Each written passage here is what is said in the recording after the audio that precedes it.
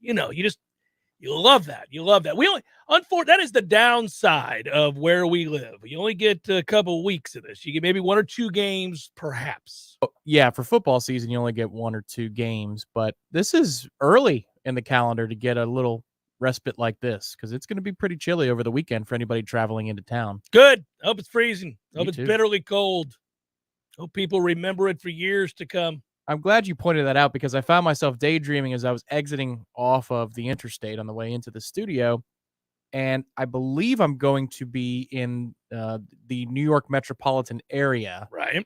Divisional weekend of the NFL playoffs. Nice. And right now, there might be a couple of teams locally up there that have a crack at playing on divisional round of the playoffs. Thinking about going to a game? Thinking about going to 21 degrees with a wind chill of 7. Let's bring it on. Yeah, I did that. I saw the Bucs play the Bears at Soldier Field when Brian Griese was the quarterback of the Bucs. And that game went to overtime, and it was a high at 24 or something like that. And it was, it was great. It snowed.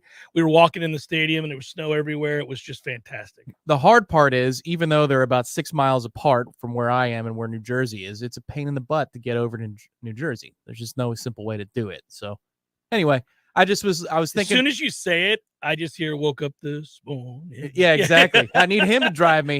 You know what? It always looks so relaxing. People would move over for him. Well, also it just looked so relaxed because he had the cigar going. He was like, he was going to bed. He was on his way home to go to bed. Right. But it's why it was always great. But he was over it when he the toll and he pulls the ticket. Get out of here. Stupid drive. Time, man. Let's go. Why do we always have to drive? The cold is we went to the Florida State Notre Dame ass kicking. You and I. Oh, man, I had the flu. Yeah. That was always. You have had some tough breaks, man. The worst was the Chicago ESPN studio because that day I was dealing with a 101, 102 fever, and they were just pumping that heat, that disgusting recycled air heat. It seemed a bit much to me, too. Oh, my God. Do you remember the oddity of that when we were up there? So we brought what Tom's talking about is when we went to the Florida State Notre Dame game that Willie Taggart's team ended up not having a walk through and showed up late. And that was wonderful. Anyhow, so that game and that team. True story. Yeah. Wow. It's just, there's so many. But that moment, one of the cool aspects of it was we got to go to the ESPN Chicago studios to do the Jeff Cameron show. And I don't know, remember they must have forgot to tell security. Yeah, security had no idea. Because it's in the base of, when you go to get on the elevators, that's like a place where people live in addition to having office buildings. And they looked at us like, who are these dudes? I mean, they were on it. Their security team was solid. I thought we were going to get shot. They were very, very upset. They were ready to exhibit physical harm. Yeah. I was like, what? Yeah. We're just radio hosts. We're just trying to get up here to do the show. This guy's sniffling over here. What is threatening about our appearance, sir? It was funny. But we ended up doing that show from up there and looked outside as the snow came down. That was really cool. It was. Really, really cool. And broadcasting from there. And then, look, guys, we're about to be going to a bowl game. It's happening. And it's been a minute since we were chilling at a bowl game. And so it's kind of rekindled the love and the idea of meeting friends and family for a bowl game. Whoever can make it, can make it. This was an annual thing, and it was such a tradition that we did take for granted. That I'll confess to. I got tired of the lazy narrative that Florida State fans were spoiled because they had so many consecutive great seasons. I never thought that was true. I always thought people understood it wasn't normal to kick ass for 20 straight years. I mean, I think they, we can look around. Yeah, you can see other programs that are not kicking as much ass. The city especially. Right. Maybe people outside, yeah. But I never took that for granted. The transient fans are different than, because they got to make a choice with the budget of, am I going to make the trip? Well, I mean, I'm going to save the money for the Sugar Bowl. I'm not going to go to Tallahassee this year. I'm sure that was a conversation had in Atlanta, Tampa, Orlando. Yeah, back then, yeah. But the city here, nah, man. Never took it for granted. And then I think the point is, so I would always push back on that and say, no, I don't think Florida State fans took that for granted. We may have taken for granted that It was just a rite of passage every year that at the end of said season, you decided whether or not you wanted to go to the bowl game. Because if you didn't want to go, that's okay. You could always go next year. That part might have been the spoiled part. Was, at some point, you're not going to have a winning season. You're not going to be bowl eligible. That was unthinkable for a very, very long period of time. Bowl eligible? Of course we'll be bowl eligible. We may not win 10 games every year, but we're going to be bowl eligible. No, that did not being bowl eligible. Once that hit kind of hard. Here's hoping that very soon Ohio State is experiencing this, what you're talking about. Because they've been going to bowls since before I was born. Ridiculous. Pull up the consecutive bowl streak, if you would. I'm sure there's an exception in the 90s, but my God, since the 2000s, they've had like 1 3-loss season. Yeah, it's interesting because people used to try to compare Ohio State, and I would be like, nope, don't do it. Florida State's superior, and the numbers would bear that out. Since that time, we did fall off a cliff, and more than once. So that being said, you sit here today, it's Louisiana week, and it's really difficult to kind of lock in on Louisiana.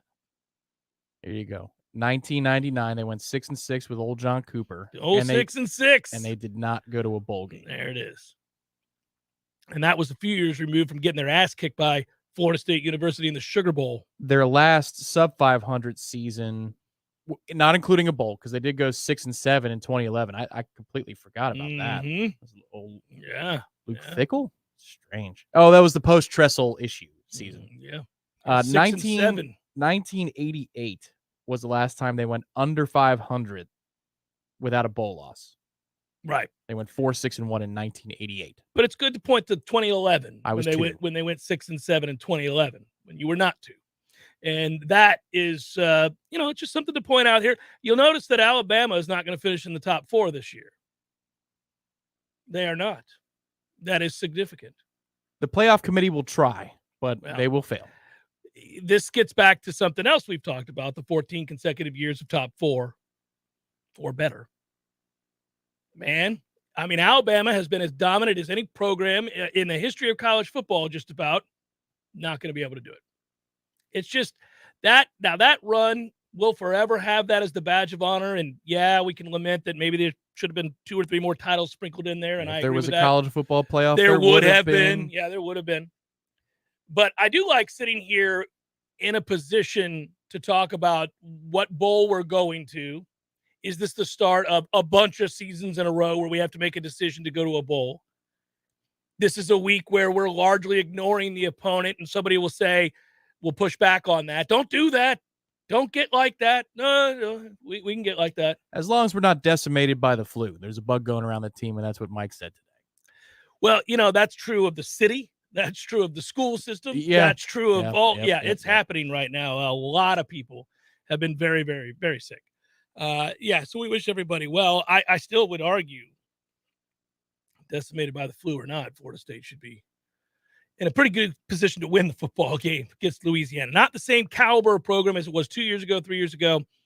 Feel pretty good about it this week. I wonder, as we have prior to the Syracuse game and maybe even prior to the Georgia Tech game, how locked in we'll be. But the answer has been very, and they seem to be striving for more. And, you listen to Mike, it's funny because when you start taking care of business in grandiose fashion and you dominate your opponents, you don't leave a lot of room for certain talking points or desperate talking points. You don't leave a lot of room for anything other than, how does this play against Florida?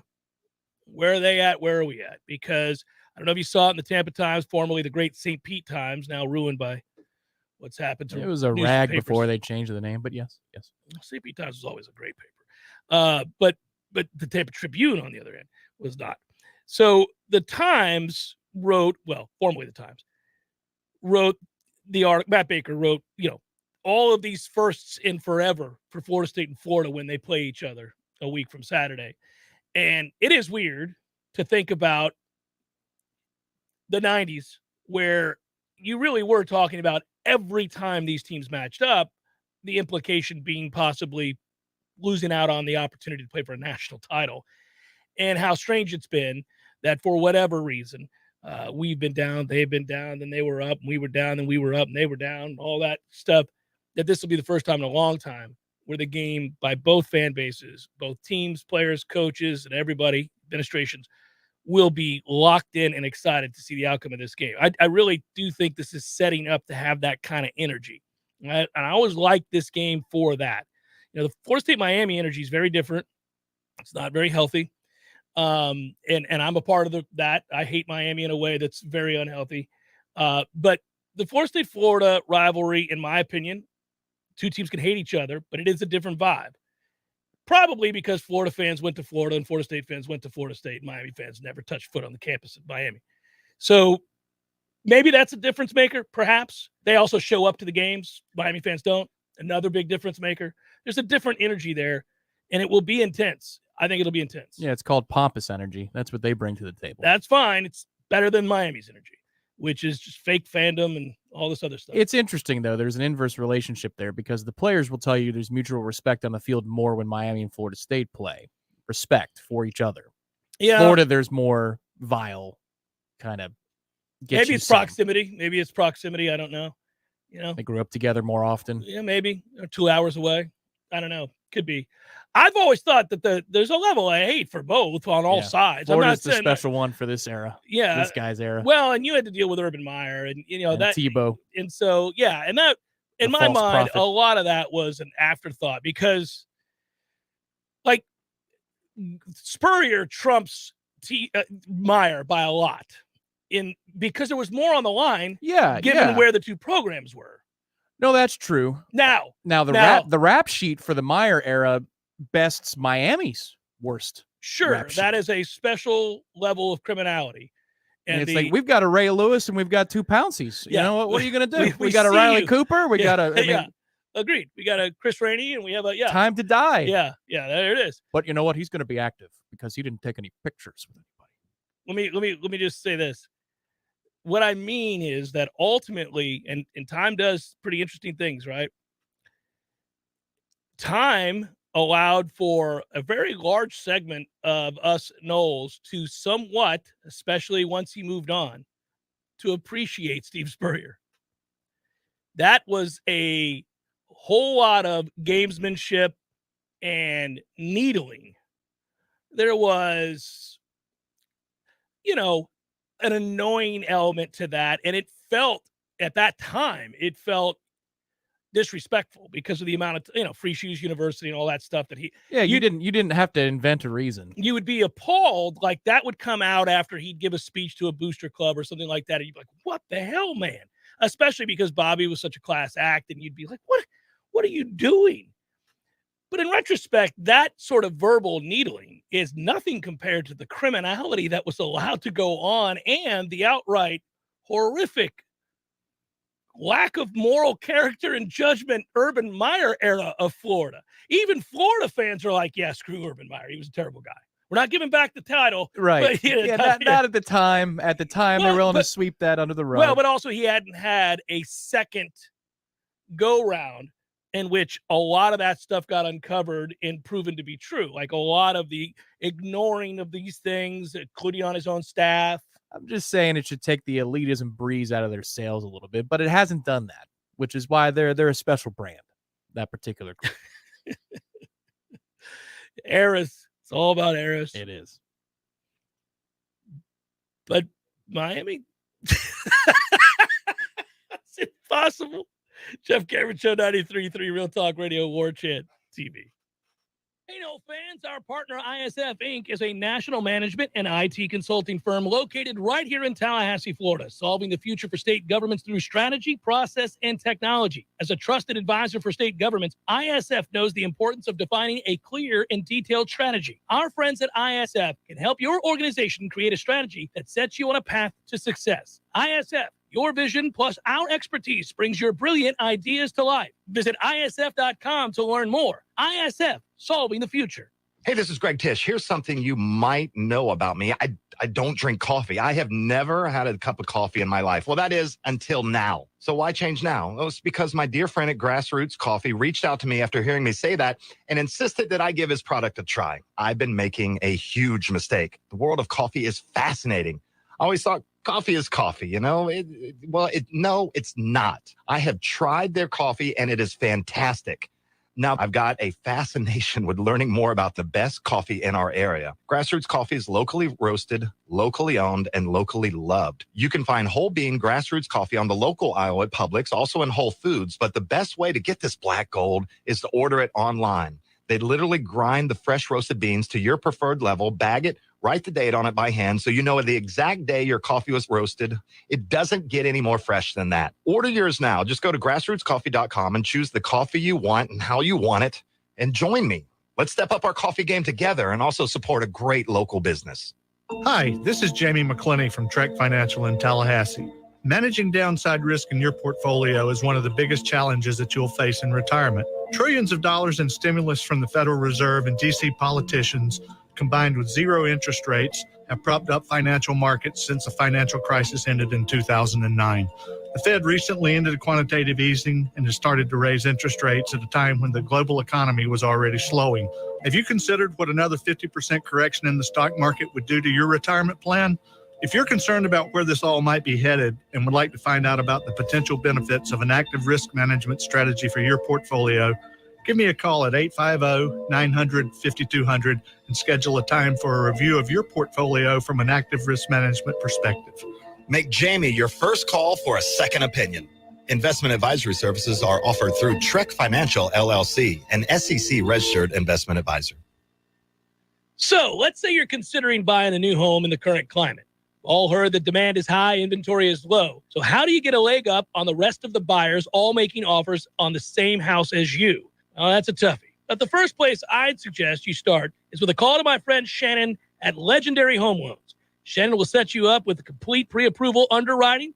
This used to be an upgrade, but nowadays it's got to be standard. You want to get your offer on a new home pushed to the front of the line, you need a TBD full underwriting approval from Legendary Home Loans. You'll shorten or even remove your financing contingency, and the sellers will know that your offer is real and ready to go. It's tough out there these days, folks, so why not have the advantage of a proven winning team in your huddle? Get pre-approval underwriting from my friend Shannon with the one and only Legendary Home Loans. Call now, 844-FSU-LOAN, 844-FSU-LOAN, or just visit FSUHomeLoans.com. FSUHomeLoans.com. Equal housing lender. NMLS number 2270146.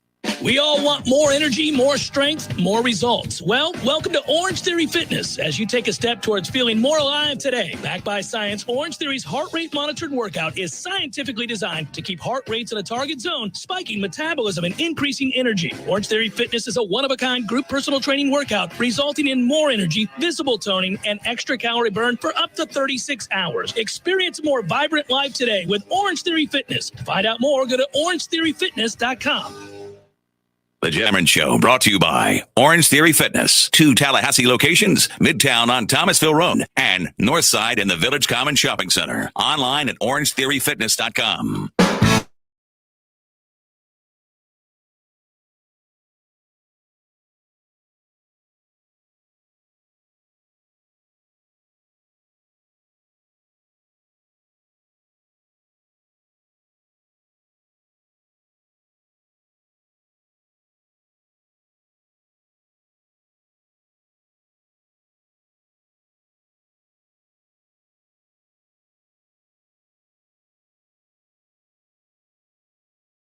Fitness holidays tend to allow for one to pack on the pounds. Football season, heavy season, does in general. We're almost coming out of it. I know that'll depress some of you, but at least in terms of kind of getting your weeks right, Orange Theory Fitness is a good way to do that and become a little bit more regimented. That first class is free. First month is free if you purchase the heart rate monitor.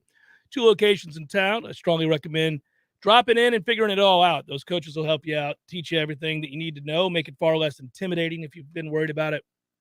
And you can get after it at Orange Theory Fitness. There's a little sweet spot in there because you got the heavy season and then there's the holiday season. But if you get it together for the first week or 2 of December, you might have a chance. Yeah, and I should echo that, but I typically don't. I struggle on into January. You know, you do have, well, you got Thanksgiving, there's Christmas. Yep. Then, Yep. Oh, holiday parties. New Right? Year's. I mean, New what are you Year's. going to do? What are you Yeah. going to do? Gotta live a little. Yeah, you do. You do. I was watching action last night. Did you watch action last night? I did not. No. I was watching football. Well, I was flipping around actually. I didn't completely have it on that. I had a football banquet to go to. My youngest son's football banquet, and then afterwards came home and I saw it was snowing there in the Ohio game. That's cool. It's the time of year where you're flipping around, flip on the games, and there's snow on the ground. Ooh. You know what's the worst when I like to project myself at certain games, and you'd say, like, wouldn't it be fun to be in the stands for this one? It's 27, clear and sunny. You got your sweatshirt on, whatever, watching this game. But you forget about all the games where it's just not cold enough to snow, but close. That ain't cool. 37 and sleeting is not the same as 27 and snowing. Very big differences. Yeah. Very big differences. 100%. Yeah. I think once you get below a certain temperature, let's call it 57 degrees, I prefer cloud cover at all times. I'm okay with it. People call it gloomy. I call it festive. Well, I call it let's start a fire and drink. But that's a very different thing. Could be the definition of festive. Could be. Yeah. But I will tell you, if you're in the stands for a really cold game, go ahead and give me sun in 20s. I'm fine with that. Right. In 20s. Now, yeah, up there in the 50s, you're right. Cloud cover, fine. All the way down, though. Like, if I hear the bells outside the grocery store for a donation, it better be cold. Because if I'm sweating and I hear that, that's just, doesn't fit. It's hard to give. It's hard to give. It's 97 degrees, son.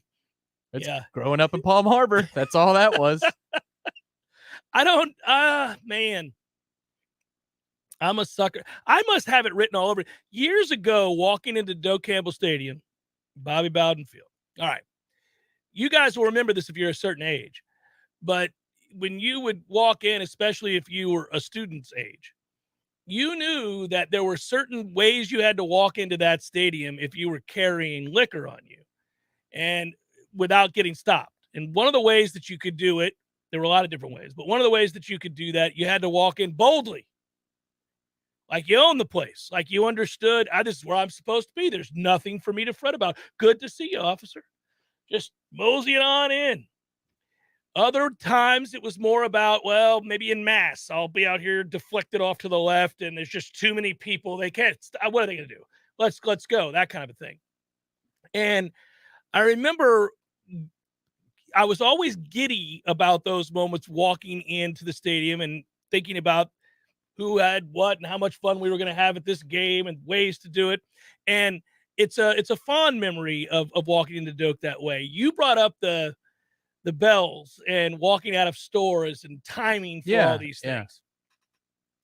If you have a certain look on your face when you're walking into a stadium and you're doing something wrong, they're gonna grab you. They're gonna pull you aside. You got no shot. Oh, look at that guy. He's guilty 100 yards away.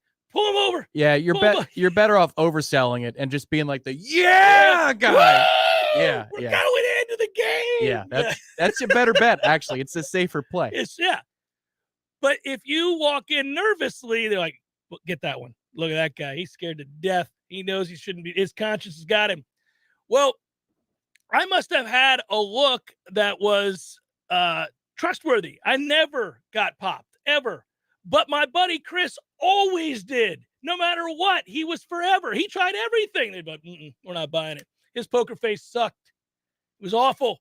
He got popped every time we walked into Doak. Yes, just looking around, scared to death. I'm like, come on, man. They don't want to stop you. You're giving them a reason. You just got to be doing the war chant really loud. Nobody wants to interact with you. You're like, oh, my God. Yeah. Get this headache away from me. Right. So here's why I brought it up. I have a certain look that says this guy is going to give. He will always give us money. I have never not been asked by every organization. It could be anything. I won't offend people by specifically calling out, but I'm saying it could be any organization. Boy Scouts, Girl Scouts, any of the Christmas organizations every year that we get, right? I always get asked, and I'm a sucker. I always give. I even give if I gave the last time I was there because I feel like they're going to think I'm lying. And I'm not saying this isn't sort of like a, hey, look at me. No, I'm not like giving hundreds of dollars each time. I'm just saying like, I can't say no. I am a sucker. When I walk out, if that kid says, hey, would you like to help out with the Little League Fund? Little League Fund could be Jerry's pocket. Right. I don't even know his dad standing right there. Who knows? I'm like, All right, kid, sure. And whatever I have, I give. I can't get around people without giving. Sir, how do you feel about the human fund? Please, over here. So I don't know what it is about my face, but they're like, that I could be focused, locked in. I'm running late, got things to do, people to see. And for whatever reason, they're like, hey, and I have to say yes. Oddly enough, I do have that don't mess with me face. It's the New York culture. Preoccupied. It's the furrowed brow. I've got a prominent one anyway. So you lower that bad boy, like the caricature on the game day thing, and you press forward and be like, oh, nope. Not going to mess with that guy. Well, but if the brow's up, it's like a Muppet. And the Muppet looks happy. And the thing is, you're also nice very giving and kind. And this isn't about a way to like try to tell people that I'm this kindest guy in the world, anything like that. I'm just saying it's crazy. I get asked every time. It could be anything. Like I've never owned. Yeah, it's true, Preston. That's me. But I've never, I've never owned horses or anything like that. I don't have horses. You should talk to Jimbo about that. He's I gonna have some free time soon. Yeah, I like horses just fine, but I don't own any horses. I don't think about horses all that often. I do. I wish them well.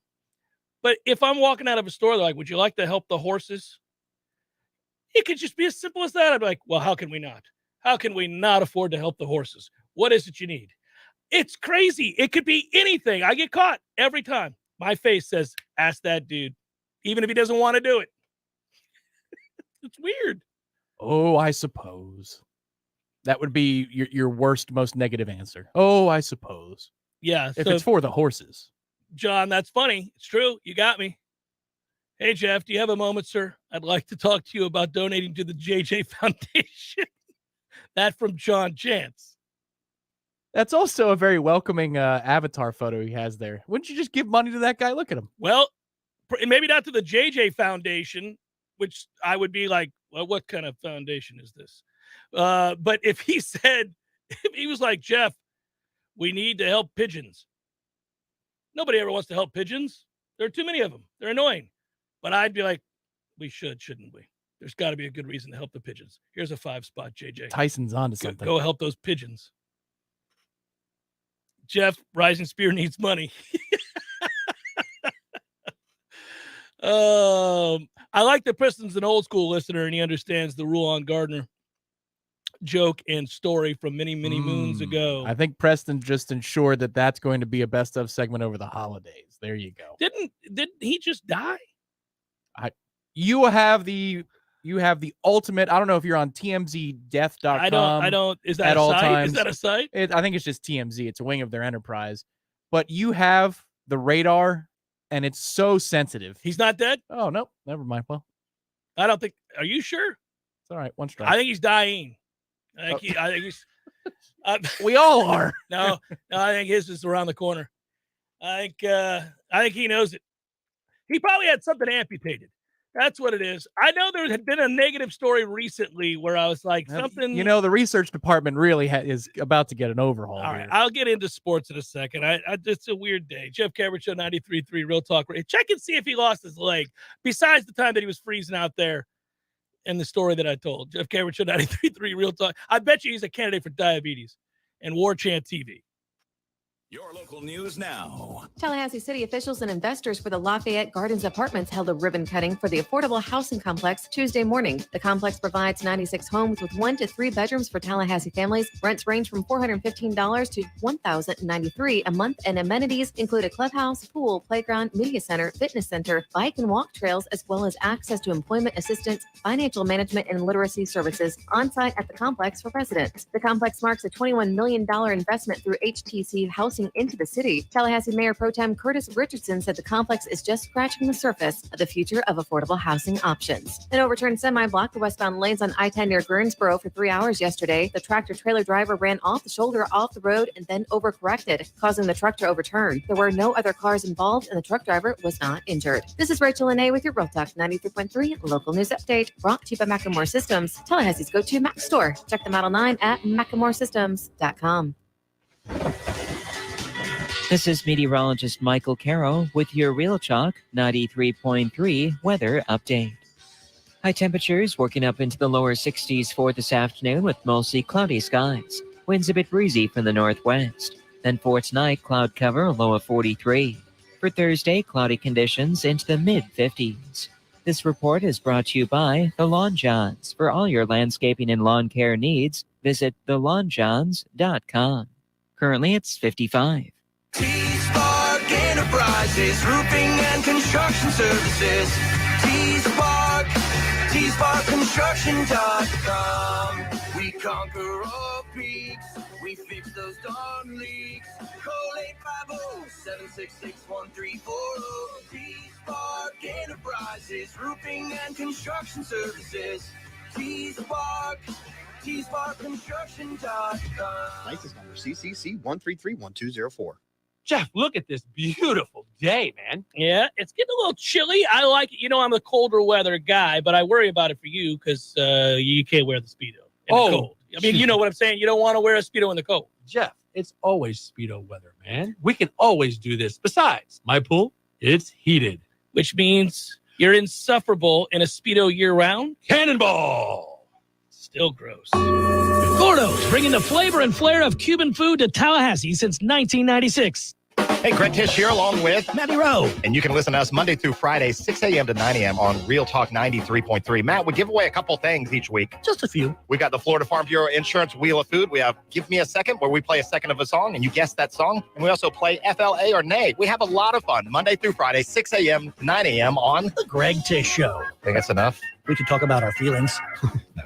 That's a lot. The Greg Tish Show, Monday through Friday, 6 to 9 a.m., only on Real Talk 93.3. The Jeffkins Show, brought to you by Orange Theory Fitness. 2 Tallahassee locations, Midtown on Thomasville Road and Northside in the Village Common Shopping Center. Online at orangetheoryfitness.com.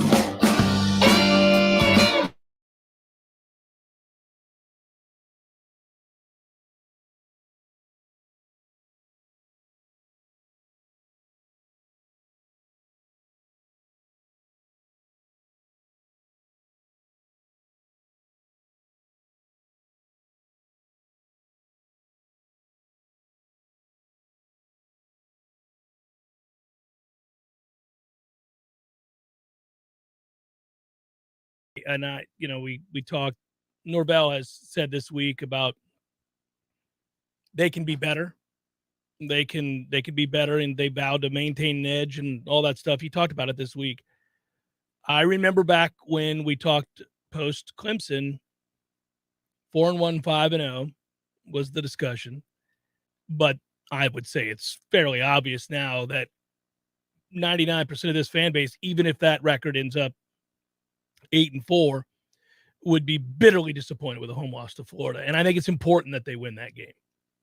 Oh, of course it is. The initial reaction would be uglier than the take a step back off-season reaction. But I do think it's important to slay your rivals while they're down, especially if you're a little further along in the development stages. Again, this has a lot to do about being able to talk to transfer portal kids and recruiting of next year's class and so on and so on. And, obviously having dismantled Miami in a way that was emasculating for that program and one that will be imprinted upon that fan base and the residents of the city of Miami forevermore is a good start. If you could do the same to Florida, my goodness gracious, would you catapult, I would think, not only in the eyes of those that seek to donate to a winning program, but also kids who are on the fence. Yeah, and I think those kids on the fence, I'm glad you expanded the definition, because that would include transfer portal. Yeah, it would absolutely, include the next year's class. Anymore, that's what classes are, though. They are not signed, sealed, delivered on signing day. Which is late this year. I didn't realize how late it was. It is December 21st. Usually it's around the 15th, so a little bit later. It's in the books for people to have kind of taken in and decided, though, in terms of the games. Yeah. In a way, that extra week might be beneficial. You never know. The later, the better this year, I think. I feel like Florida State's gained the most amount of momentum we've had towards the end of a season in ages, obviously. Yep. And also the way they're being described nationally. I don't know that affects recruiting. But I don't think that any bit of positive discussion of your program can be a bad thing.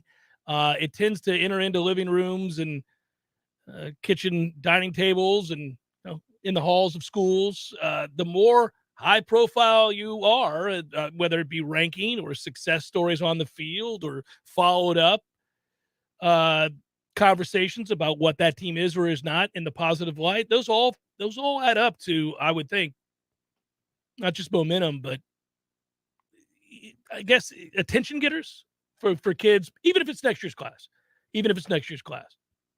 I can't hide it. I just got hit with a wave of sadness again. Would you stop already? What's with you this? No, not being in the stadium next Friday night. No. It's just going to be so electric, man. That's going to be one hell of can we get a hardline internet run from Indigo across the IM fields through the parking lots? I think you can get a Doak? hardline internet into Doak and find a side room, my man. I think you can. That is going to be a spectacle. It's going to be fantastic. Oh, man.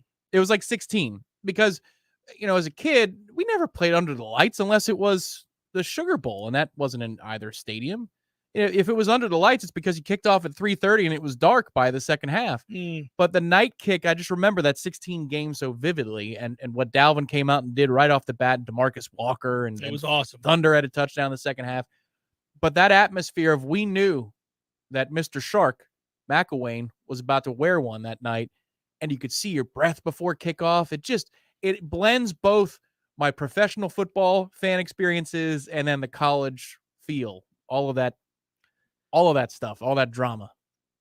When you are aspiring to be great and reach a level of domination that we used to live in on a regular basis, the ride is fun, and it's because of what you're describing. It is these transcendent moments, these quintessential moments that live on forevermore. Like, I can remember these moments as far back as the 80s with my dad, and early 90s with me here, and then eventually breaking into this profession. There are signature games where you're like, okay, that changed, good or bad. You can remember them. You can remember the first time you got nervous that things had fallen apart or were about to. Sometimes they're very subtle. They're little things. They're in the middle of a winning season where you're like, I don't like that.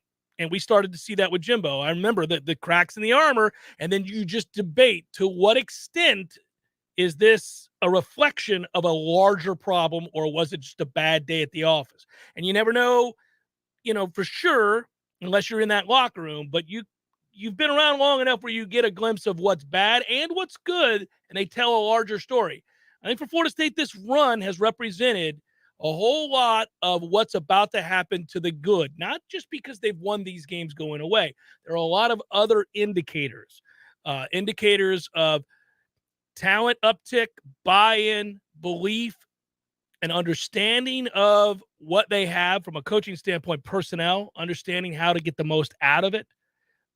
This just feels like, obviously, the building block of something much bigger. So in the next 5 years, that story will be told. We think we're on the precipice of it. Along the way, there will be some hiccups. There will be a moment where you're forced to second guess whether or not that projection was right. Just as when you're on the decline, you don't want to believe, many don't want to believe, that evidence that tells you that they're on the decline is mounting. Because along the way, sometimes even in a downfall, there's a moment where they stave it off. They pull off a win and look good doing it. They surprise you. Talent wins out, even if broken culture's in place. And you come off that field going, maybe they're not so bad off as I thought, and they'll hold off and be able to find a way and get into the next season, almost like the bell rings in time for you to get to the corner.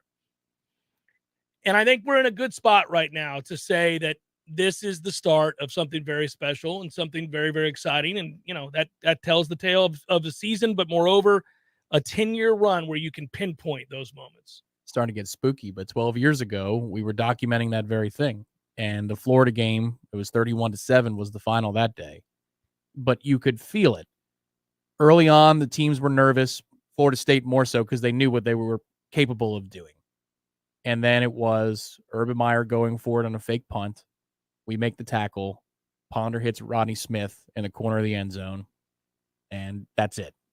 It had passed. The torch was handed off from the peak of the Florida Gators to what was to come from the Florida State program. Yeah. Now, both of these programs are trying to emerge from being down, and they might be on parallel courses instead of passing each other in the night. But still, this feels like an opportunity like 2010 did, which is we are announcing that we are here. And what interests me about that is that 2010 team will forever be special to me. Right, because of where you were coming out of, yes. Right. So more so than anybody who went through the 90s, that's more of an it's about time team. If you grew up in the 80s and the 90s watching this program, for us, it was a special team because, oh my God, we're capable of this as a program again, because we sure as hell didn't see it when we were going to class at Florida State. And I'm looking at those two teams, and I just wonder, it's kind of a fan's question, but which team do you think was better? 2010 Florida State or the current Florida State team? Because they both have their flaws. Yeah. But you could argue, I think, that this group is actually more complete across the phases, even with a bad kicker. I think it is. And by the way, I don't think our kicker's bad anymore. Correct, but you got to look at the whole season. No, he cost us, and he was a problem, but I don't think he's bad anymore. And in fact, I would argue that is another reason to be excited. It's like I said before the game last week, we got to ask the question, do you kick? What's the 45, 47? What was the yardage I got asked? I said, I trust him all the way up to 50 is what I said, or 49 or something like that. What do you make? What was the kick he made? 40 something. 47. The 50-yarder fell a yard short. So there you go. 50 fell a yard short. 47 was down the pipe.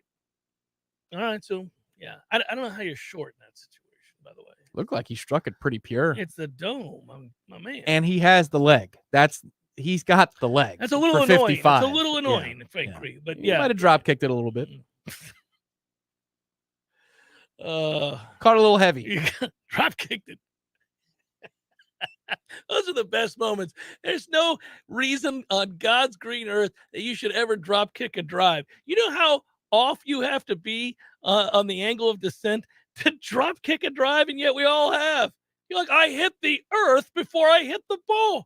What kind of I can't even...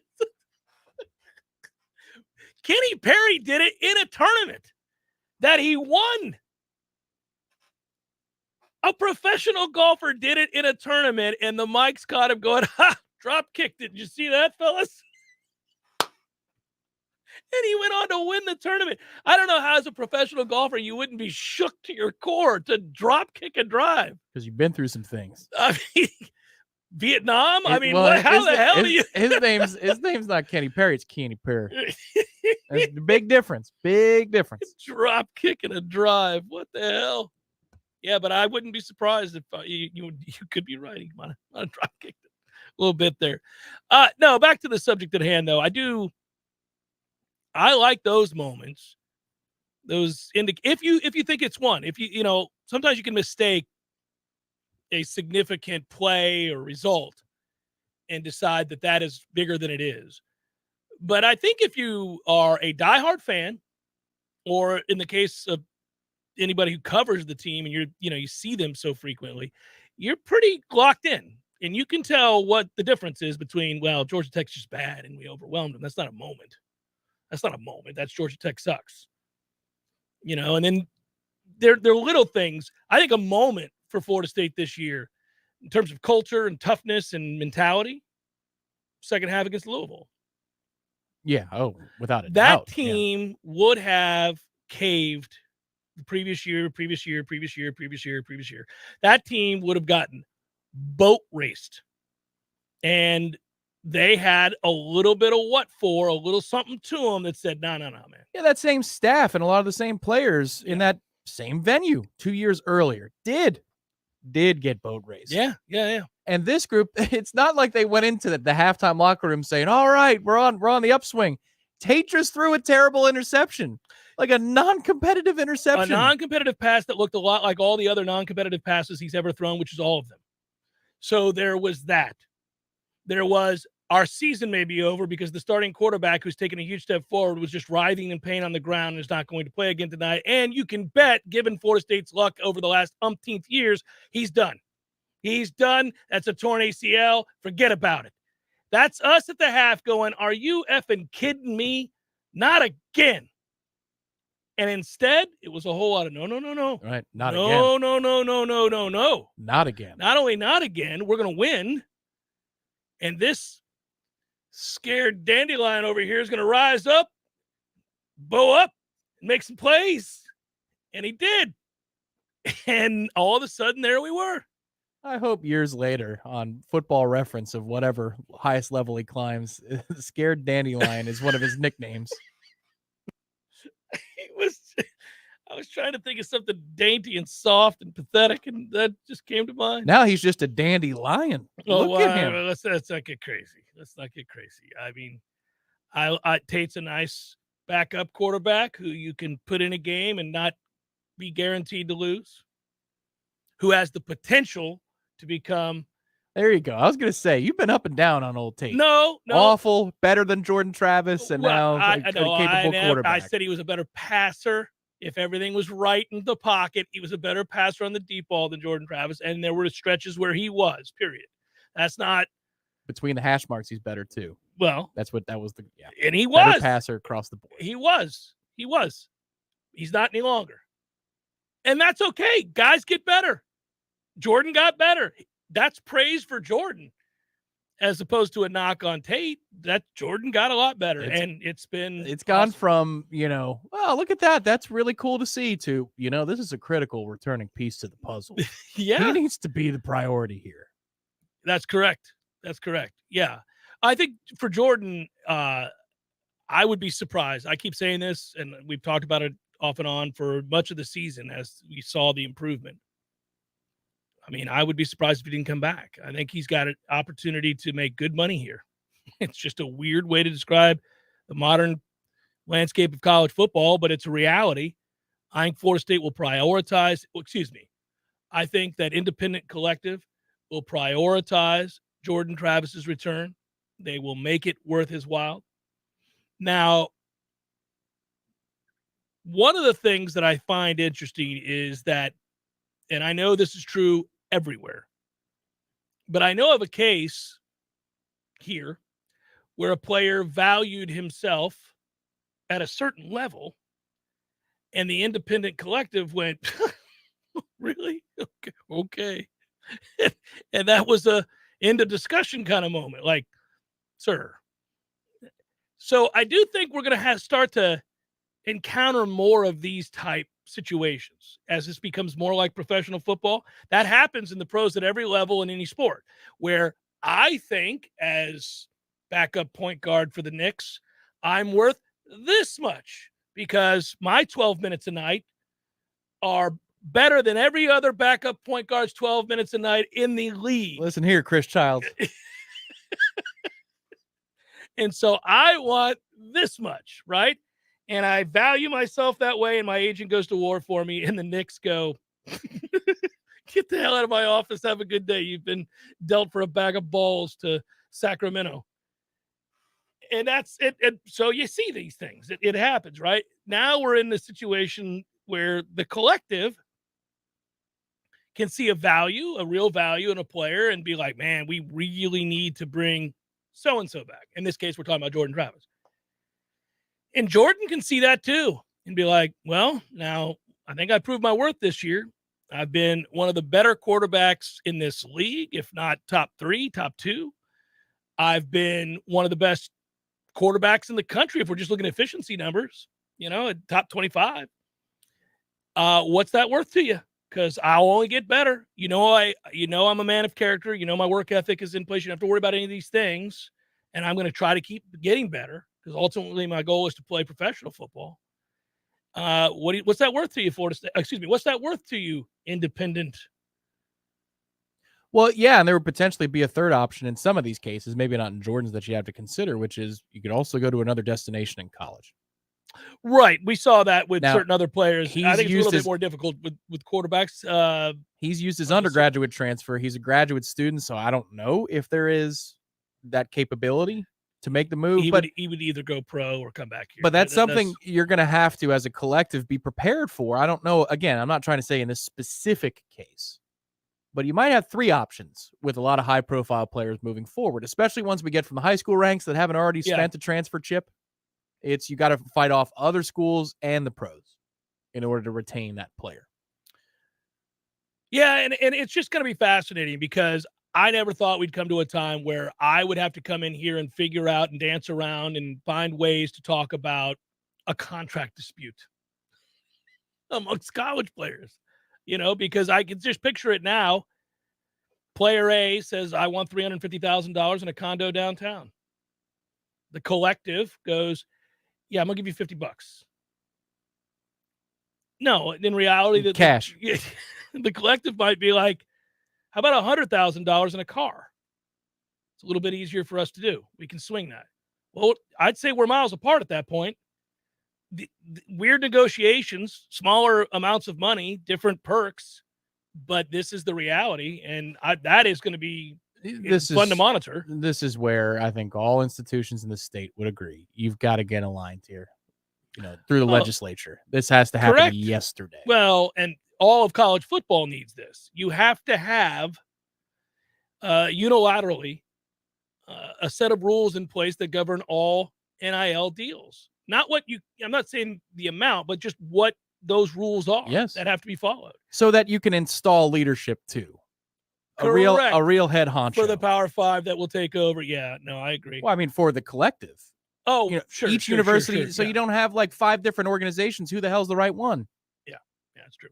Tom, to answer your question real quick, I saw you did contribute. We do appreciate that, and I know we're up against it, so I'll answer it quickly. Did Billy leave enough fingerprints on the Louisiana program to make this game a perfect warm-up for UF?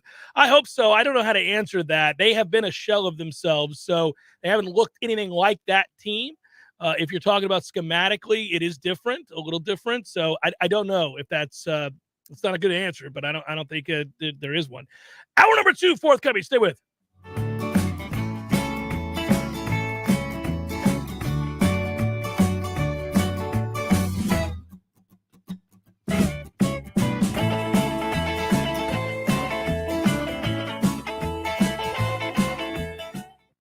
In the workforce, their goal is to climb the company ladder. Often the climb requires a move to another city, and that's especially true in our industry. I'm Jay of Paul's Termite and Pest Control. If you rise the ranks of our competitors, there's a good chance moving up means moving away. Why? Because they're not local companies. They're from places like Orlando, Atlanta, Salt Lake City, and even Europe. That's certainly not the case with our employees. We're a company that was founded in the Big Bend and remains locally owned. When Paul's Termite and Pest Control employees advance, they remain in the Tallahassee area. Don't trust the safety of your family and pets from disease-carrying pests or the structure of your biggest investment from termites to people who may be here today and gone tomorrow. Trust Paul's Termite and Pest Control, a company that has serviced thousands of our neighbors right here for over 50 years. Being local really does matter in our industry because local problems require local solutions. Paul's Termite and Pest Control are the Big Bend's local experts for the elimination of termites or any other pest, and a greener lawn too. Call Paul's. We'll get them all.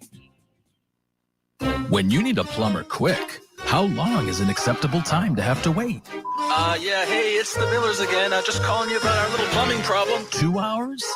Hey, we were hoping you can get here soon because the water is getting really bad. I mean, please hurry. 4 hours? I know you said you were on your way, but, honey, tell the kids to drink water. 8 hours? Don't worry about us. At M&L Plumbing, you'll never have to wait long for quality, dependable service right when you need it. At M&L Plumbing, we listen to our customers, and our qualified technicians aim to achieve 100% customer satisfaction. So the next time you need plumbing work or repairs, think of the name M&L Plumbing, your local plumbing experts, commercial or residential. Give us a call, 850-575-9393, or visit us online at mndlplumbing.com. M&L Plumbing, for all of your plumbing needs. Imagine for a moment that you are completely weightless with zero gravity. All of your worries and stress melt away. Your mind stops racing and you fall into a profound state of pure relaxation. This is available to you right now at Tallulah Delta 8 Plus Floating in Railroad Square for just $50. These state-of-the-art floating pods are unlike anything else you've ever experienced, and while you're there, you can shop for some of the latest and greatest CBD and Delta 8 products on the market. Natural pain management, stress relief, and better sleep are all at your fingertips at Tallulah. Tell them Jeff Cameron sent you, and thank me later. Coming up next, more of the Jeff Cameron Show. Live and local on Real Talk 93.3. WVFT, Gretna, Tallahassee. Breaking news this hour from townhall.com. I'm John Scott. The Commerce Department reports that Americans stepped up their retail spending last month. The government says U.S. retail sales rose 1.3% in October after a flat reading in September. The increase was led by restaurants, car sales, and higher gas prices, but even excluding those, retail spending rose 0.9%. It's a sign of consumer resilience as the holiday shopping season gets underway. Economists pointed to Amazon's Prime Day promotion and inflation relief checks sent out in California last month, which may have boosted consumer spending. I'm Jennifer King. Also at townhall.com, Senator Mitch McConnell is reelected as Republican leader, quashing a challenge from Senator Rick Scott of Florida. The Senate GOP campaign chief criticized over his party's midterm election failures. Retreating to the Capitol's old Senate chamber for private vote, Republicans had faced public infighting following a disappointing performance in last week's elections that kept Senate control with the Democrats. McConnell of Kentucky easily swatted back the challenge from Scott, the vote 37-10. With the launch of another presidential campaign, Donald Trump is looking to make history. By throwing his hat in the ring for 2024, the former president is trying to do what only one American president has accomplished: get elected to 2 non-consecutive terms. It happened just once in U.S. history in the late 1800s, when Grover Cleveland won after 4 years out of office. To join Cleveland, Trump will need to overcome some GOP hesitation about his candidacy and the challenge of staving off a long list of potential challengers, including this state's popular governor, Ron DeSantis. Greg Clugston, Palm Beach, Florida. And stocks have moved lower now. The Dow is down 51 points. The NASDAQ losing 167. More at townhall.com. First, we decide where we want to go. Then we need to know the best way to get there. Hi, my name's Adam Barada. I'm the owner of Advantage Gold. We're the highest rated precious metals firm in the country. We teach people how to own physical gold and silver. Now, we've won the Best of TrustLink Award 4 years in a row because we educate our clients on how to buy gold and silver the right way. We don't pay celebrity spokespeople millions of dollars. We'd rather pass that value on to you. Call 800-900-8000 and speak with one of our experts. We'll send you a free gold kit along with my latest #1 national best-selling book, The Great Devaluation. Call 800-900-8000. That's 800-900-8000. Get the best information, the best process, the best service, the best value. Call Advantage Gold at 800-900-8000. Call 800-900-8000. Advantage Gold is not an investment advisor or a tax advisor. Consult with your financial advisor before. Every day, Sellers makes life a little better for homeowners, helping them find the best design ideas for their homes with the best quality tile, carpet, and hardwood flooring. Even mosaics, ceramic, and vinyl solutions are at their fingertips in their remarkable showroom. Maybe it's time for you to get the Sellers Advantage for your home or office. Find them on Capitol Circle Northeast, just north of Mahan Drive, or online at sellerstile.com. For style, quality, and design, get the Sellers Advantage. In Tallahassee, call 656-8453. There's fun to be had every night at the Corner Pocket. Take home prizes on Trivia Tuesdays and Beer Bingo Thursdays. And kickstart your weekend with Martini Fridays. Plus, happy hour runs every weekday and game day specials every time the Noles take the field. Watch all the best games at the Corner Pocket's Vegas wall, featuring 560 inches of flat screen TV heaven. Oh, really? The best food, the best drinks, and the best place to watch all the games. Tallahassee loves the Corner Pocket.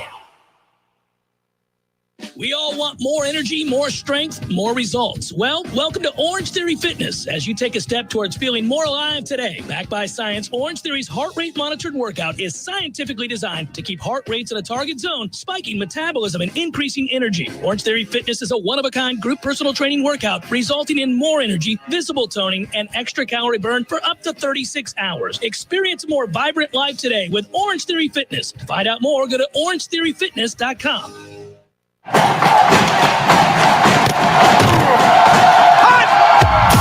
Broadcasting live from Florida's capital city, this is the Jeff Cameron Show, brought to you by Orange Theory Fitness on Real Talk 93.3. Now, stop what you're doing and listen closely. It's time for the Jeff Cameron Show in 5, 4, 3, 2, 1.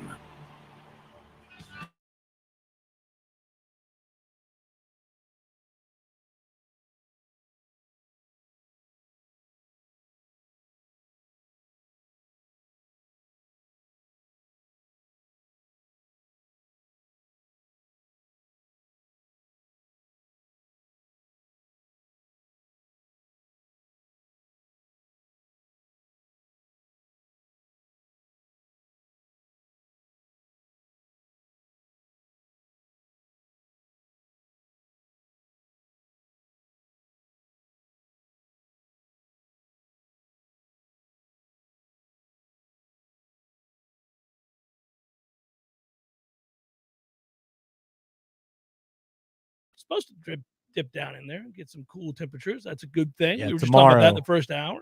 Beginning tomorrow and through the weekend, maybe next week, buddy. Yeah, man.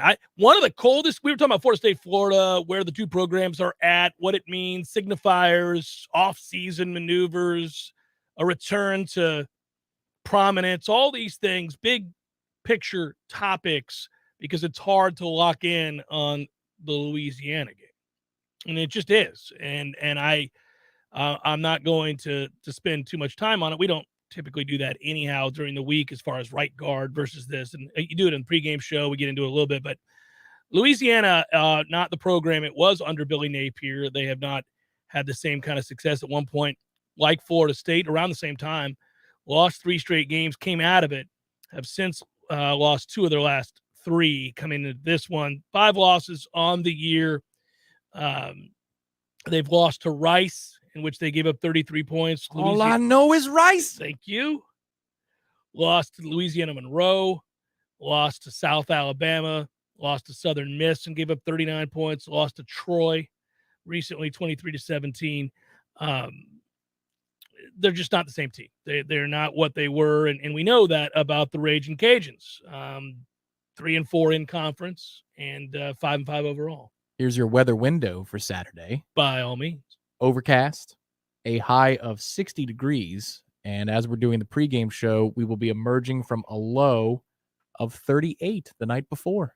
So it'll be a very nice day. Good day. Brisk morning for a spicy bloody or a mimosa. Oh, all right. Come on. I'm in. I am in. Yeah, these early games, you can get yourself in a little bit of trouble with a good old Bloody Mary.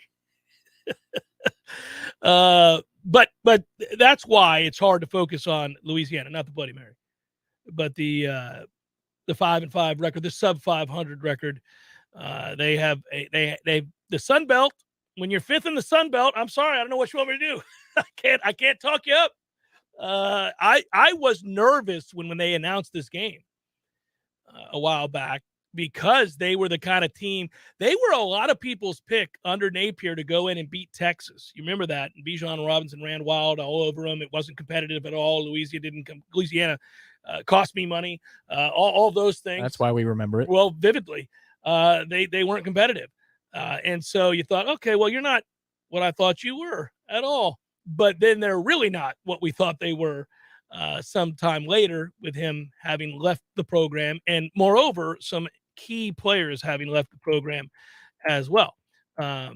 But Ben Wooldridge can, he had a big day not long ago against Georgia Southern. So we will get more into the personnel later in the week. So let me ask you this. Trey Benson is now at 774 yards. He's going to get to 1,000 in the next 2 games, but Jordan Travis will not get to 3,000 in the passing yards. Was he 500 and something away? I think that's right. I think that's right. Never mind then. Well, I answered the question. You were ready to go. I knew that. Yeah. That's like, when Trebek was 3/4 the way through the answer. Yeah. Well, listen, those are milestones, and you look for those kinds of key numbers to see where your offense is at. And if you just peruse the numbers, those 2 things kind of stand out about where FSU's offensive stars are. Benson is close. I mean, we always look at 1,000 yards. That's not nothing, though. 226 is that's not a gimme. Well, it depends on how long he plays in this game. Is he sitting at, 170 when he comes out in this game, 150 when he comes out of this game? Yeah. Where are we at? Because I think they're going to lean into him for the Florida game. And that's going to be a rugged game. It's going to be a hard hitting game. And it's a short week. That extra day does matter. So that's where I wonder, again, how much run he might get. If it's 10 carries, as many yards as you can amass over 10 carries, then maybe that's the plan. But you've got a stable here. And I believe that old Rodney Hill has 1 game left on the the freshman were you campaign. Disappointed he didn't get in against Syracuse? I kind of see what they're doing. Yeah. I see what they're doing, and it's not like there's going to be a humongous drop-off when my man comes in the game, especially if he's behind some semblance of the 2 deep on the offensive line. But that's a big storyline in this game, is how quickly can you get up to a comfortable number in order to pull the starters off the field and rest them.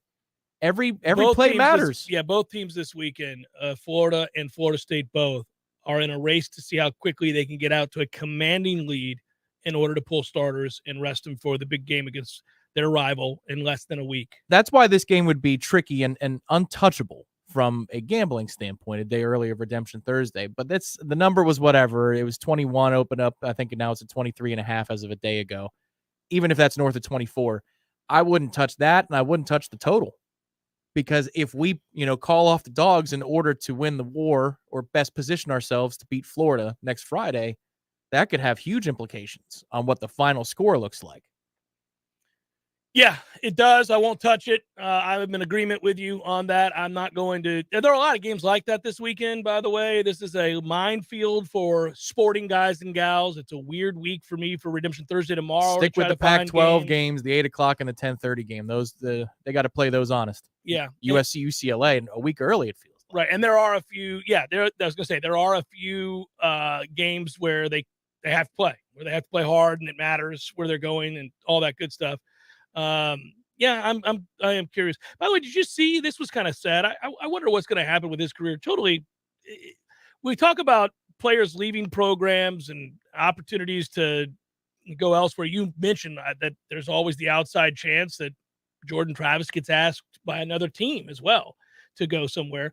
I'm not saying he's going to. We don't think he's going to.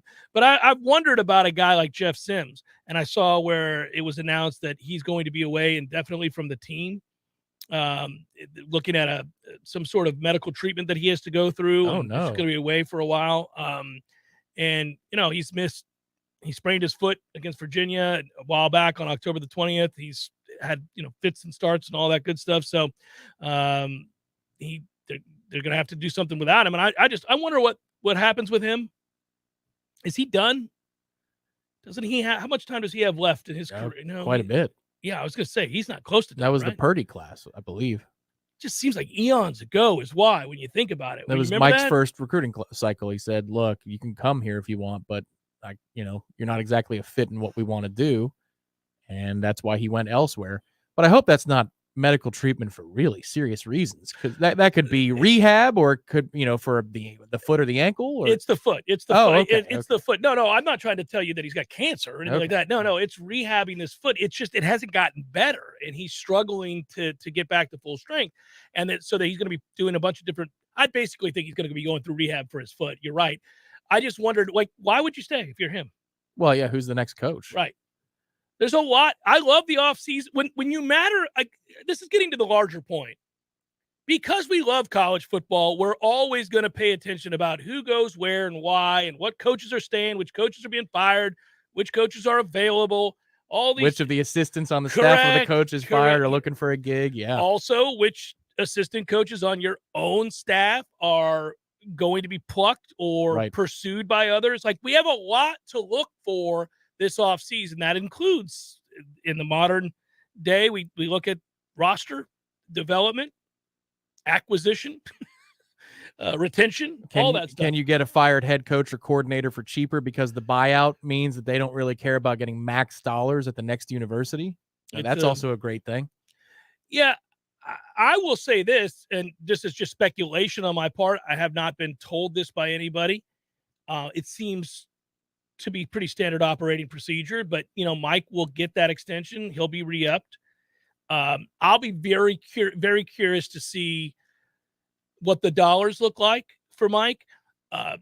Partly because I don't know this, but I think Mike would be the kind of coach. I mean, he's being paid handsomely right now, and he has always had his eye on the bigger picture of where he wants this program to go. And I think he's a smart guy.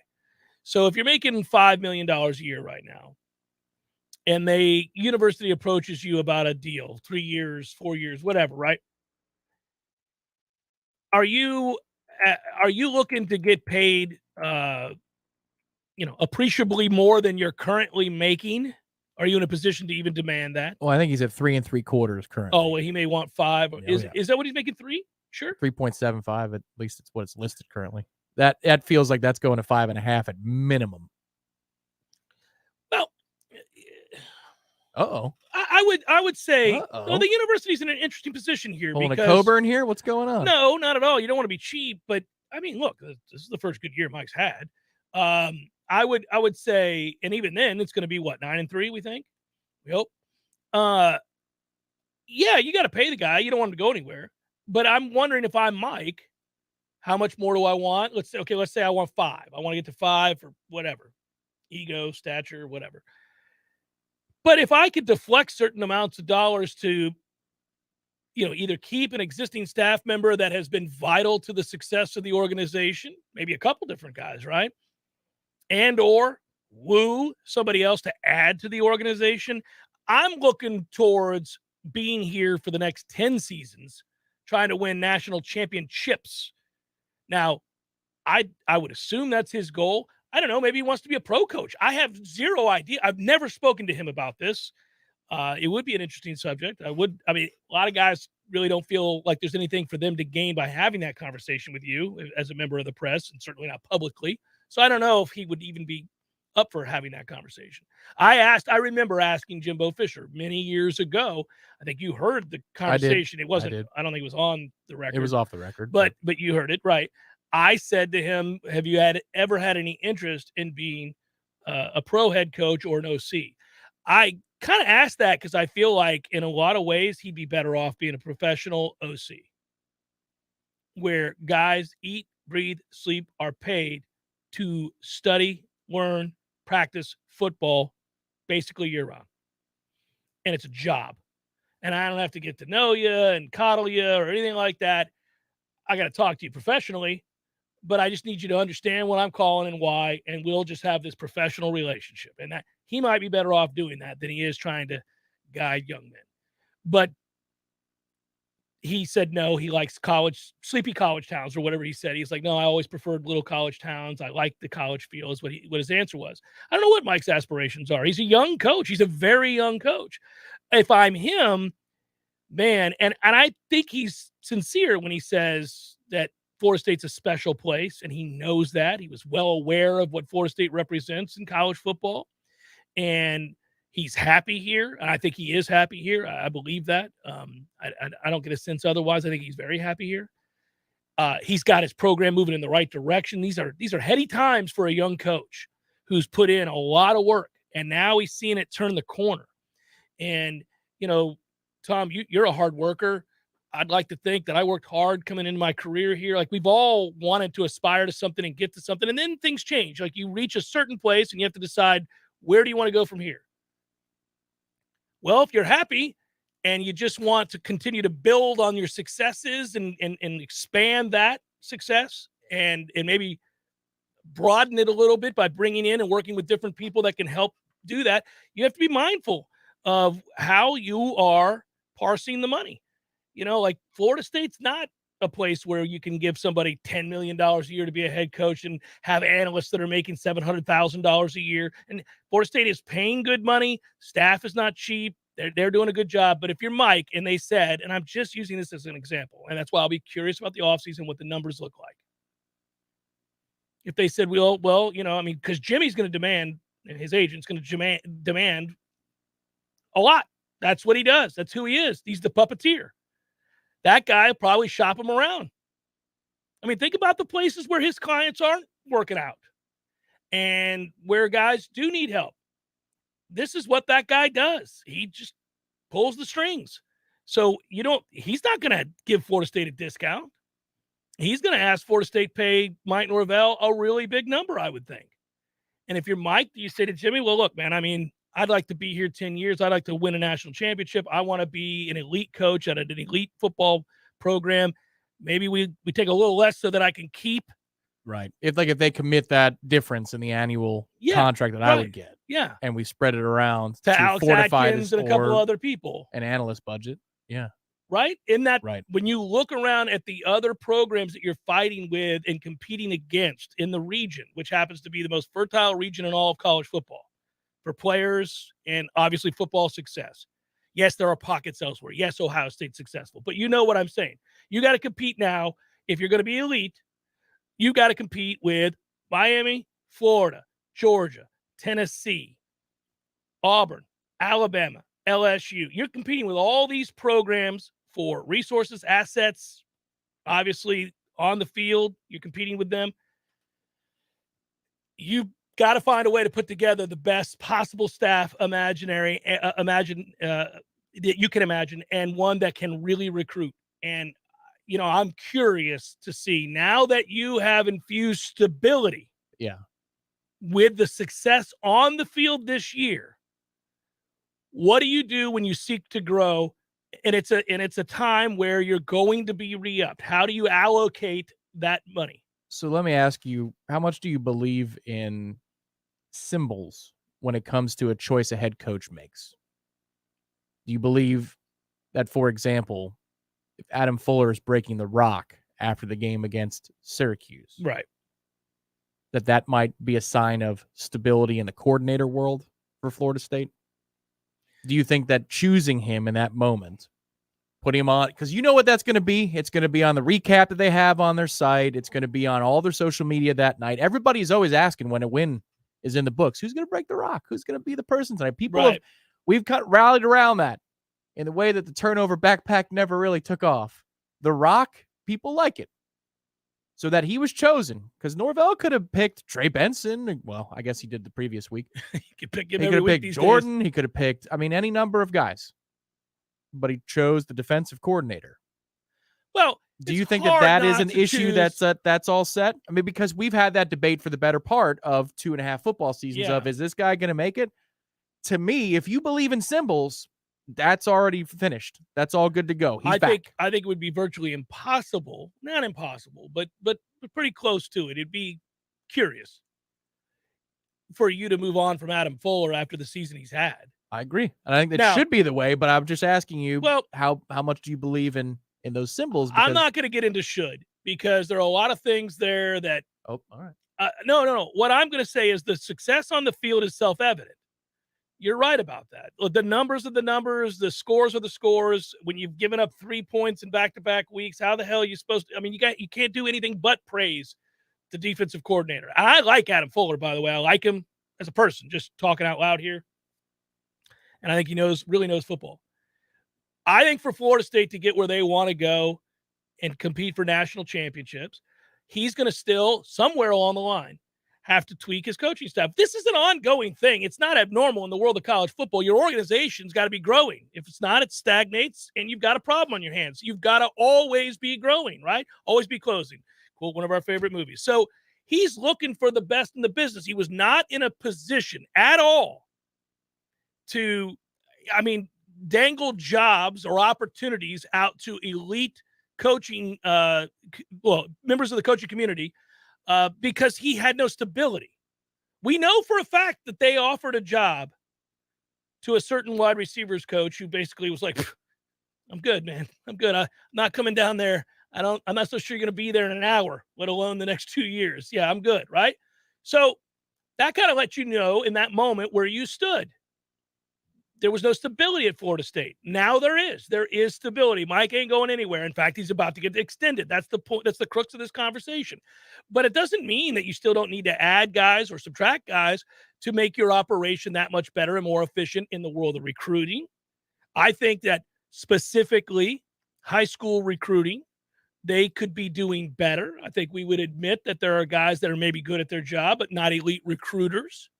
So you've got tough decisions to make. I'm not saying he's going to go in there and be like, after they go, let's say they go 10-3 after a bowl win. I don't think he's going to go in there and be like, yeah, I'm firing 5 guys here, or I'm bringing in. I don't think it's that. I'm not trying to imply that, but might be a couple. And I don't think one of them is going to be Adam Fuller. So that was it. That was the question. Yeah. Yeah. I don't think one of them is going to be Adam Fuller.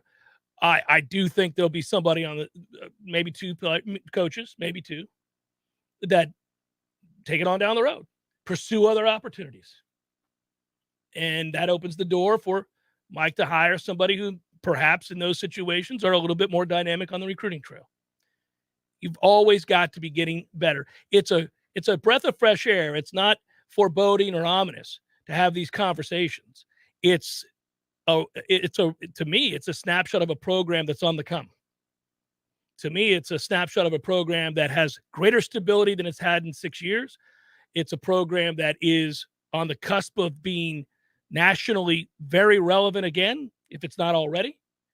And it's a program that has opportunities in the next 2-3 years to take an even bigger step forward. And why do we want that beyond the fact, yay team? Well, man, we don't want to be here anymore. We're tired of this sorry-ass league.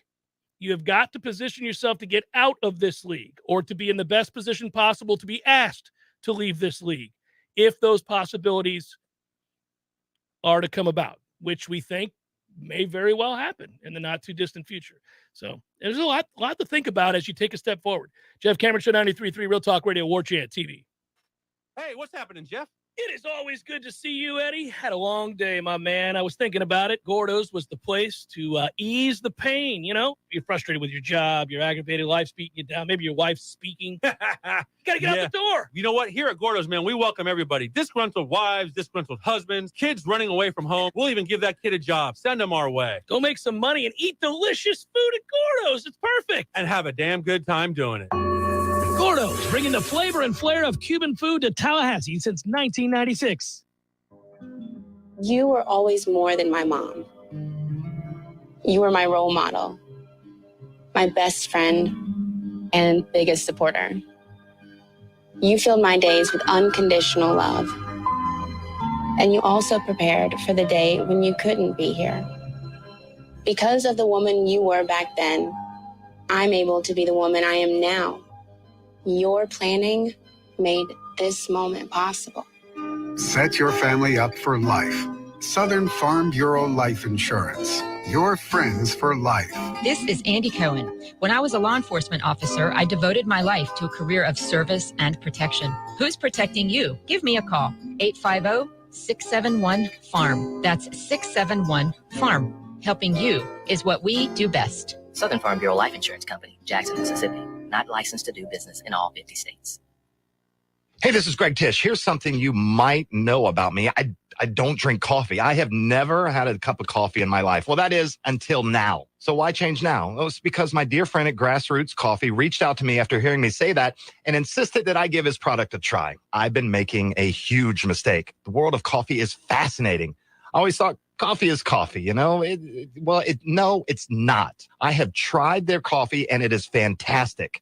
Now, I've got a fascination with learning more about the best coffee in our area. Grassroots Coffee is locally roasted, locally owned, and locally loved. You can find whole bean Grassroots Coffee on the local aisle at Publix, also in Whole Foods. But the best way to get this black gold is to order it online. They literally grind the fresh roasted beans to your preferred level, bag it, write the date on it by hand so you know the exact day your coffee was roasted. It doesn't get any more fresh than that. Order yours now. Just go to grassrootscoffee.com and choose the coffee you want and how you want it. And join me. Let's step up our coffee game together and also support a great local business. If you're like most Americans, you can see things are out of control. Global problems have local consequences, too many of them. And if the next news headline spins us into chaos, you better be ready. Grocery store supply chains are only as strong as their weakest link. Don't wait for them to break. Today's the day to secure emergency food for everyone in your family. My Patriot Supply is America's largest preparedness company. Our specially packaged and delicious food stays fresh for up to 25 years in storage. It'll be there when you need it. Go to mypatriotsupply.com and pick up several emergency food kits. There are a dozen different sizes that average over 2,000 calories per day. As we all know, calories equals energy equals survival. And as you'd expect from a true preparedness company, our food kits are in stock and ship quickly. Those who know what's coming are preparing today. Go to mypatriotsupply.com. mypatriotsupply.com. We all want more energy, more strength, more results. Well, welcome to Orange Theory Fitness as you take a step towards feeling more alive today. Backed by science, Orange Theory's heart rate monitored workout is scientifically designed to keep heart rates in a target zone, spiking metabolism and increasing energy. Orange Theory Fitness is a one-of-a-kind group personal training workout resulting in more energy, visible toning, and extra calorie burn for up to 36 hours. Experience a more vibrant life today with Orange Theory Fitness. To find out more, go to orangetheoryfitness.com. Welcome back to the Jeff Cameron Show, sponsored by Legendary Home Loans, a mortgage experience designed around speed, simplicity, and customer service. Before you buy your next home, contact our friend Shannon Young with Legendary Home Loans. Visit FSUHomeLoans.com. FSUHomeLoans.com.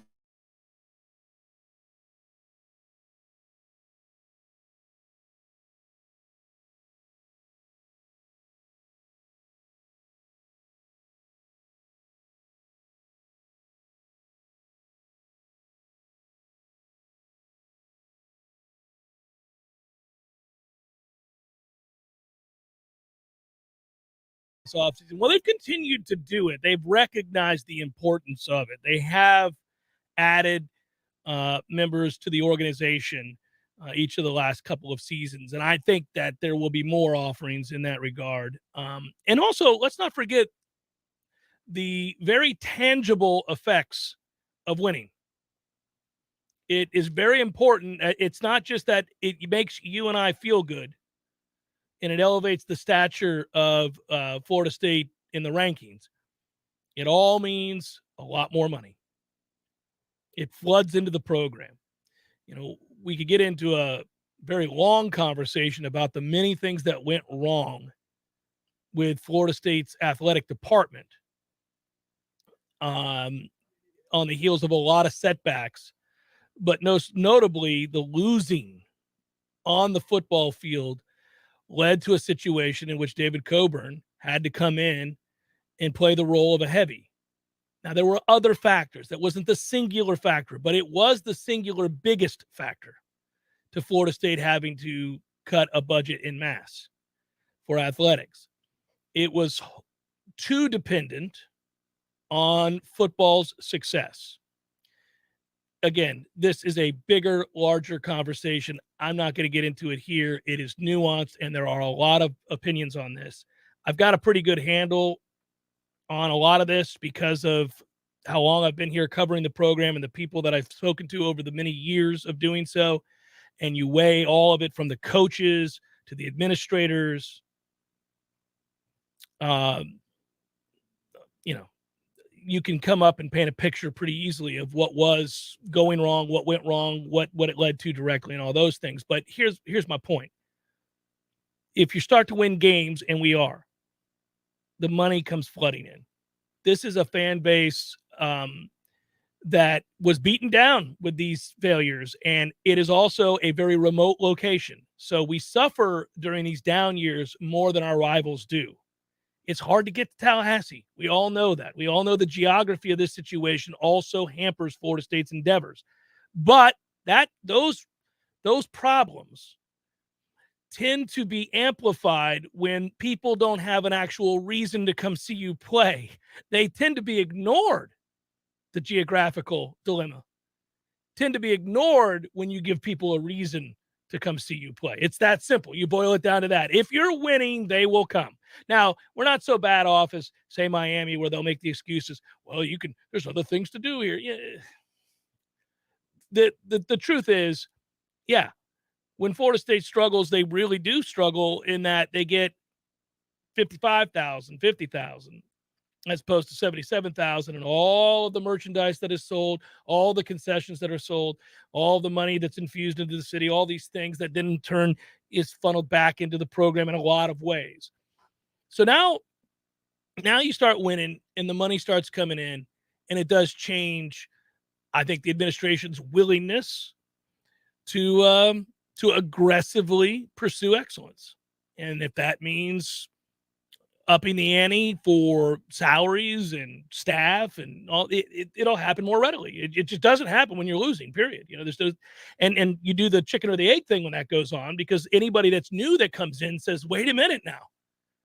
You're not going to give me what I need to be able to get this thing turned around. Well, then we're going to be in the same position 3 years from now, but it's a fine balance. Here's what I do know. It's getting turned around. They're winning games. Now he's going to get more of what he wants. They have the opportunity and the revenue streams that continue to grow. Yeah, that's something that we've got to get used to, is there's always going to be a serious conversation. No matter what part of growth or decline you're in as a program, there's always going to be a serious conversation. And the serious conversation now is, how much money do you have for a coach's budget? How much money do you have to extend the head coach? Is the head coach ever going to entertain options from other schools in Power 5?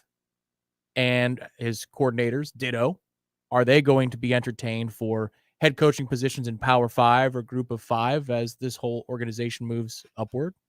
And the new serious conversation to this era of college football, we haven't been good in this era yet. No. Is how robust is the windfall of a winning season for the collective? And how does that impact the budget? We've always talked about it from the boosters' perspective, but never had a chance to talk about it from the collective's perspective. So these are the things now, as you're trying to empire build in this era of college football, there's not just one tower that you got to build up to the sky. There are multiple towers that had to be growing and building and amassing new stories to them at the same time every football season. You know, somebody noted it in the chat here, and I'm gonna pull this up just because I actually would argue it will not matter, and it hasn't mattered before. It only matters when you're bad. The person in the chat, I want to get back to the chat. Sorry, I had to pull up the schedule. Where it was, Tom. Somebody said that basically next year's schedule is booty. It's cheeks. Next year's schedule's cheeks. Got to make sure we have cheeks as a lower third. There you go. It won't matter. It won't matter because we're winning. We've had plenty of schedules, home schedules that were cheeks when we were good. And people flock to see good. I don't care if it's good against bad, they'll come. If you're middling, it matters. If you're middling, if you're average, what can take you over the top is a few big brand name teams coming into town. But if you're good, it doesn't matter. Hold on. I know you got the schedule, so do I. Oh, sorry. No, I was just going to say the dad guy's comment. Oh, okay. Which Sorry. I don't have the stream up, so that's so fair. the moving conferences will give us more revenue for home scheduling next year is cheeks. I changed the word at the end. Moving conferences will end all discussions that we're currently having. That's correct. I mean, this is a moot point if, in fact, we go to the SEC or the Big Ten. We're not going to the Big Ten. So if we go to the SEC, this is moot. And as much as it pains me to say it, I surely hope it happens that we go to the SEC sooner rather than later. I mean, that's the financial reality of our situation. For this city? Yeah. Well, yes. You get two or three fan bases for all of it, yeah. 6 home games in the conference a year. The Big Ten might have 3 fan bases that come down here. The SEC, they'll have 3 fan bases that won't across the whole conference. Yeah. Okay, so here you go. LSU, that is over there in the hellhole that is Orlando. Yep, shipping it off would have been a great opportunity for our fair hometown. I'll go, though. I'll go because that's going to be one of the games of the year. Both programs are going to be in a good place. That's going to be a fun game. That tells you how good that game is, because if it was marginally good, if it was number 22 versus number 25. Doing the pregame show from Tallahassee is what we'd be doing. But I'll go, and you know what? I'll embrace Orlando and all that it has to offer. Oh, man. All right. Capitalism's finest right there in Orlando, Florida. Let's spend money on Dumbo. Have a good time. So here you go. You got Southern Miss at Doe Campbell Stadium, cheeks. North Alabama, Doe Campbell Stadium, cheeks. Miami, they are cheeks, but they're here, and people will come, so that'll be good. Yeah, little 90-10 action. Syracuse, cheeks. Duke, cheeks. Virginia Tech, currently cheeks. No, they will be. A lot of cheeks, but that said, it will not matter at all if Florida State finishes this year 10-3 or 9-4. Won't matter. People will come, Ray. I slightly disagree. They got to beat LSU, and then they will. I think they're done waiting. What if they no? Let's LSU preseason ranked top 10, Florida State preseason ranked top 15, top 20. Final score 31-30 LSU. They're coming. They're coming to the game. They're coming to the game. No, they've seen it. They've seen the corner turned. They know. We're not that bunch of slappies that we've been over the last handful of years that infuse little to no hope, that leave you longing. They're not that. They're fun to watch. They play a physical brand of football. That's fun to watch. You add the funds onto the watch right there, buddy. And Mike is likable. I think this fan base likes Mike. They wanted a reason. They were like, come on, Mike, I like you. I just need you to win, man. All the likability in the world doesn't change the fact that I need you to win some damn games. And we were done talking about process. This was the year. We all agreed on that. We argued a little bit about what that record had to be to prove it. Was it 7-5? Was it 8-4? Was it 9-3? But games are played and results happen for a reason, and they elicit those emotions of which I reference all the time. And the way this season has played out, there have been to me, there have been a lot of very, I guess, emblematic moments, meaning that they're emblematic of good things ahead. I think you can look at a watershed action. These good call, Tom. Little watershed moments where you're like, okay, well that's different. That's very different. Yeah, man. You got to brand it that way. You got to get aggressive and say, "Welcome to Blowoutsville, USA." Do that. Well, for that home schedule, come on, those 6 games. Come watch us beat the bejesus That's it. out of North Alabama this Saturday, November the 18th. Yep. With a special concert, Travis Tritt. There you go. Yeah, I know. Get your 3-game Cheeks package today. 3 cheeks for $1. 3 cheeks to the wind. Well, we get a chance to do something that I did and I'll never forget. And that is to travel to Pittsburgh, PA to see Florida State take on the Pitt Panthers. And last time it was the Jameis debut and oh my goodness, what do we have here? And to hear, and I'll never forget it, and I'm sure that older gentleman has passed on, but at least he got to see the great Jameis Winston. He and his son rooting for Pitt had been for clearly 40 plus years. Who the hell is this kid? Only they didn't use hell. All right. So, honest question. Yeah. These 6 games next year. The home games. Yeah. Southern Miss, North Alabama. Cheeks. Miami, Syracuse. 1 cheek. Duke, Virginia Tech. Cheek. What should be the average margin of victory in Tallahassee next year? Are we projecting wins for games Yes! against Duke and Virginia Tech? Are we not past? Do we not have a watershed moment? We had a watershed moment, but I don't know who's coming back. Hey, Tech could turn a corner next year, buddy. They could be the What us. corner? They could be the us. A 2-corner alley. New coaching staff. They could be the us. The average margin of victory should be over 20 points. Yeah, for those 6 games. That's fun. Why not come on down and watch the ass kicking? There you go. That's your pitch. Come on down and watch the ass kicking. That's right. You just open up your season ticket package, right? When they mail them to you, and then it's just a pop-up of Cheeks. Like the old pop-up books.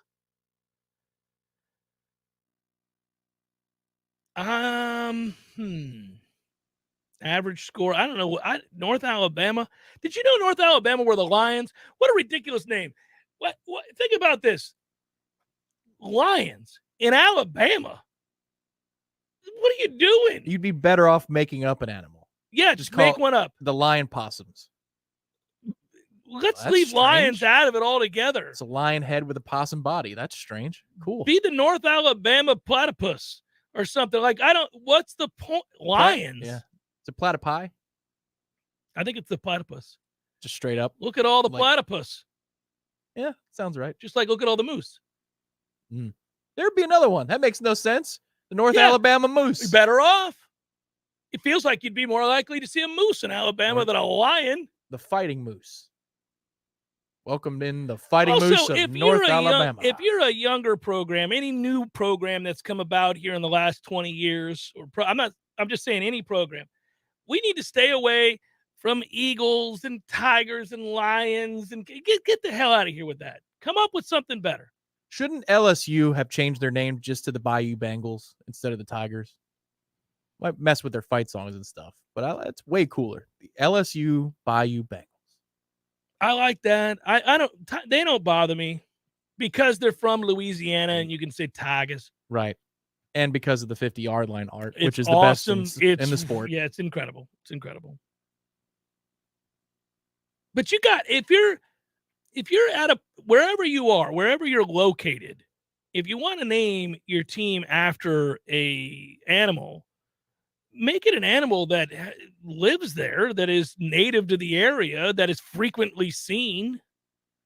The hell we doing Tigers. The Purple Serpents. The Purple Serpent. There you go. Oh, that's good. The fans just hiss. It's like its own version of the cowbell in Starkville. It's third and long. It's third down here in the stands. That's kind of cool. That would be cool. Yeah. That wouldn't be bad. But no, yeah, when I didn't realize that. Oh, because why would I? But I saw North Alabama. The Lions. What are we doing here, guys? This is not what we do. All right. Sorry. But it won't matter. The original point was this, and I do want to say this. It will not. You call them the Darinokas. It will not matter. And why is Darinoka always? Well, North Alabama made them as their mascot. I just remember laughing when all of the new SEC network stuff happened. Where are the Teds? The Dales and the Teds. Of the world. Dale! You never rolled that one out. Yeah. Oh man! Why can't it be Dale Smith calling the game this weekend? Why is it always Darinoka? I mean, it just bothers me a little. Darinoka. I mean, does he seem a little different from, say, a Dale? I mean, know what I'm saying? I like the Doran guy from Florida. Well, he's Chris. He's Chris Doran. That's right. Yeah, he knows what he's talking about. Yeah. Of course he does. He's Chris. It's Jeff Cameron Show, 93.3 Real Talk Radio, Warchant TV. Your local news now. 2 men are in the hospital after a shootout in Greenville Monday night. The Madison County Sheriff's Office says deputies got the call Monday evening around 7 p.m. about the 2 men exchanging gunfire at H&R Grocery on Main Street in Greenville. When deputies arrived, one of the men was still at the scene. The other had left. The second man reported his injuries in Jefferson County, calling for help from the McDonald's off of I-10 and Highway 19. Both men were taken to the hospital with gunshot wounds. Their injuries are serious but not life-threatening, and they are both in stable condition. More than 100 golfers came out to Southwood Golf Club Monday morning to play in an event supporting the Florida Veterans Foundation. The event raises money for the Florida Veterans Foundation and the General Chuck Yeager Legacy Foundation. The foundation uses the money raised to help veterans with things like medical bills, transportation, everyday expenses, and anything they might need. This is Rachel Linnea with your Real Talk 93.3 local news update, brought to you by Macklemore Systems, Tallahassee's go-to Mac store. Check them out online at MacklemoreSystems.com. This is meteorologist Michael Caro with your Real Talk 93.3 weather update. High temperatures working up into the lower 60s for this afternoon with mostly cloudy skies. Winds a bit breezy from the northwest. Then for tonight, cloud cover, a low of 43. For Thursday, cloudy conditions into the mid-50s. This report is brought to you by The Lawn Johns. For all your landscaping and lawn care needs, visit thelawnjohns.com. Currently, it's 55. If you're a business owner of any kind, you need advanced fire protection services. We are AFPS, and we provide high-quality life safety services throughout Northwest Florida, and we've been doing it since 1989, with offices now in Tallahassee. Fire sprinklers, fire alarms, fire extinguishers, hood suppression systems, and emergency exit lights. For all of your life safety equipment, we've got you covered 24/7. We are Advanced Fire Protection Services. For a free life safety system evaluation, visit WeSaveLives.com. That's WeSaveLives.com. Jeff, look at this beautiful day, man. Yeah, it's getting a little chilly. I like it. You know, I'm a colder weather guy, but I worry about it for you because you can't wear the Speedo in the cold. I mean, you know what I'm saying? You don't want to wear a Speedo in the cold. Jeff, it's always Speedo weather, man. We can always do this. Besides, my pool, it's heated. Which means you're insufferable in a Speedo year-round? Cannonball! Still gross. Gordo's, bringing the flavor and flair of Cuban food to Tallahassee since 1996. Hey, Matt. Yes, Greg. You know all the different ways that you can listen to Real Talk 93.3? There are several. So we've got realtalk93.com. You can go back and listen to all of our shows in the podcast section. That's right. You can also listen on our app as well. Search Real Talk 93.3 and look for the red microphone and download our app. Never go anywhere without us. And of course, you can always listen right on the radio. Well, they are listening. Are they? If they're hearing this commercial, then they're listening. That's true. I hadn't thought about that. The Greg Tish Show, Monday through Friday, 6 to 9 a.m., only on Real Talk 93.3. The Jeff Cameron Show is a production of the Warchant.com Multimedia Network. Check out Warchant.com today for the latest news inside Florida State athletics. That's Warchant.com. Now, back to Jeff on Real Talk 93.3.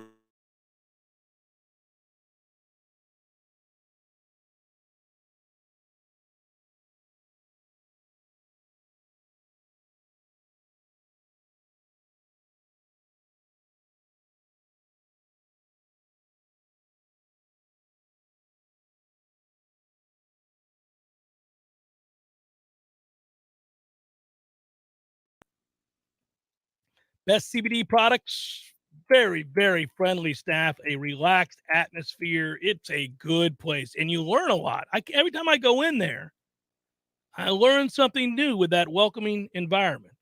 You're not afraid to answer questions. They'll help you out, with I wanted to know more about CBD and how it helps you, and I wanted to know more about the pod that I eventually floated in, what it was supposed to do, and they don't shy away from this stuff. Talk to you about the mushrooms as well. THC products, CBD products, they're not all the same. You guys go in there thinking, oh, this is where people go to get high. Some, but others, it's not about that at all. Not everything is psychedelic in nature at all. So, and by the way, the juices, loving me the juices. I get one, I don't know, 2-3 times a week. Tasty. They've got this one, I like sour, anything sour. They've got a sour apple one, Tom. Forget about it. It's delicious. Got to bite back, right? Yeah, it's got to bite back. It's like a vinegar on a sub. Lots of vinegar. Soak it. All right, tell me about your pick here. Well, you don't like to bet against a streak, correct? Isn't that one of the adages in Vegas? That's one of the adages, but it just depends on. Well, anyhow, go ahead. Tell me what you think. Well, if you live by that, I don't. Buffalo has lost 6 in a row to fall to 7-9. It was break up the Sabres. Struggle bus. They're traveling to Ottawa tonight, so you could take the Senators at -170 on the money line, which is a little expensive. That is a little. Or if you want to lay the goal and a half, it's a +150. It's a little bit more fun. Now you're pulling for an empty netter. I'll tell you the one I like, though, which is the 10 o'clock game. Edmonton's got it together a little bit. They're starting to play a more complete brand of hockey. So you could get them what I believe to be a pretty good discount at home against the Los Angeles Kings, -145. Okay. All right. I like it. We are moving into the arena of professional football games, shifting days, projections for wild card rounds and all that stuff. We're getting into college basketball betting, NHL betting, the NBA, a lot of other things. And there's a good and bad with that, right? It makes us sad on the one hand because most of our time talking about the sporting world is, at least in this town, college football, more college football, sprinkling of NFL football. But now you gotta broaden the horizons. You got a game like the Cowboys, who, by the way, another big play for the Cowboys, are favored over the Minnesota Vikings. What in the world? On the road? What is Vegas trying to tell you? That Cooper Rush is going to start? You think so? I mean, the numbers say he's been a better player this year. I know. I was just going to say, was there something that I didn't hear about? No. Half punchline. It's a good punchline, but I was like, maybe he's right because I can't think of another plausible reason that the Dallas Cowboys would be favored on the road at the Minnesota Vikings. Emotional gut check win? Letdown spot? Yeah, this is weird. Dallas is going to win that football game. Vegas has told you that Dallas is going to win the football game, and so it will be. The Vikings have won 7 straight, just beat the Bills 33-30 in one of the most exciting football games in the history of the NFL. They won outright as 6.5-point road dogs, and the line opened as roughly a pick'em. It moved all the way up at one point to Dallas by 2.5. It's down to Dallas -1. The public is absolutely stunned by this line, and I have to admit, I don't like grouping myself in that category, but I'm with the public. How did we get here? They're begging you. Tom is hitting on this. They are begging you to grab Minnesota. Just as they did Arkansas against LSU last weekend. And even with a backup quarterback, who the hell covered? Arkansas did.